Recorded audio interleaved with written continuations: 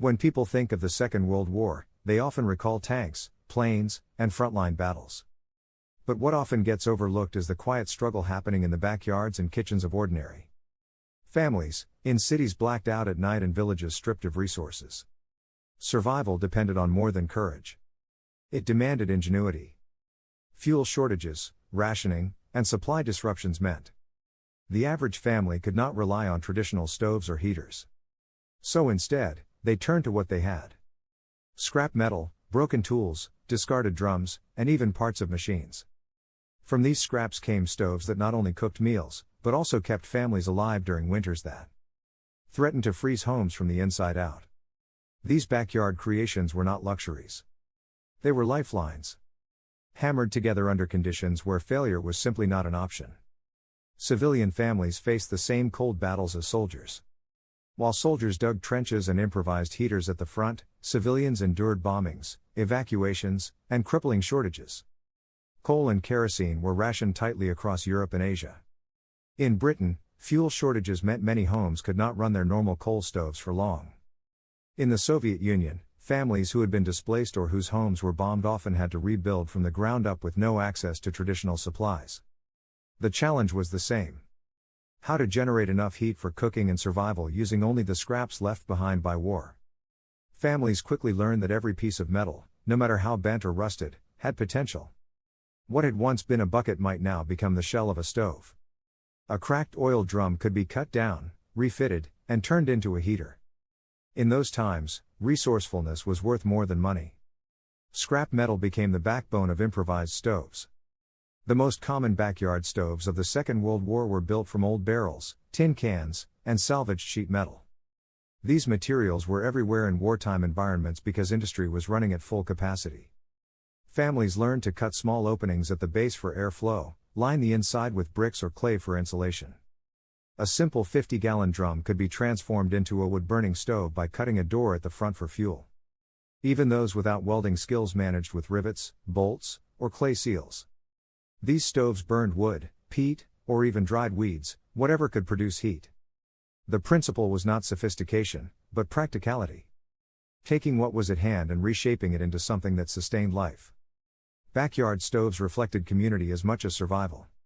In many neighborhoods, these stoves were not built alone. Communities often came together to share skills and materials. One person might have a broken axle that could be shaped into a stove door, while another had the tools to cut metal cleanly. In Britain's bombed-out streets, neighbors pulled resources to build shared stoves and communal shelters. In rural Soviet villages, collective efforts turned abandoned machinery into heating units for entire families. These acts were as much about morale as survival. Sitting around the glow of a homemade stove gave families a sense of normalcy, a reminder that even amid chaos, warmth and food were still possible. For survivalists today, this speaks to the power of collective resourcefulness. Sometimes survival comes not from isolation, but from shared knowledge and effort. Wartime stoves taught lessons in fuel efficiency and conservation. Another remarkable aspect of these backyard stoves was how efficiently they used fuel. Because coal was scarce and wood supplies were limited, families learned to stretch every scrap of energy. Many stoves were designed to burn slowly, keeping embers alive for hours rather than producing large, wasteful flames. Clay liners inside stoves absorbed heat and radiated it long after the fire had died down.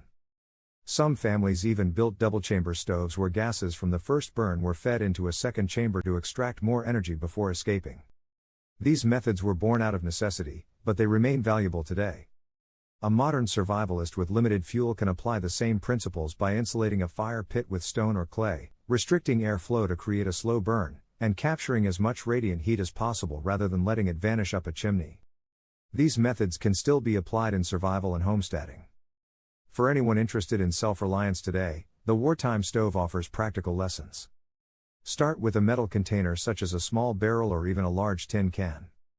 Cut a square opening near the base to feed fuel. Place a grate or flat stones above it to support cooking pots.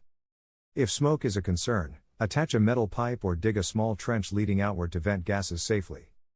Insulate the stove with soil or bricks to hold heat longer to stretch fuel.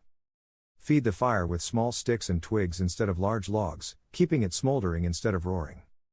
This is exactly what World War II families did, and it works just as effectively in a modern backyard. Whether for off-grid cooking, emergency preparedness, or learning traditional skills, the knowledge is timeless because it solves a universal problem.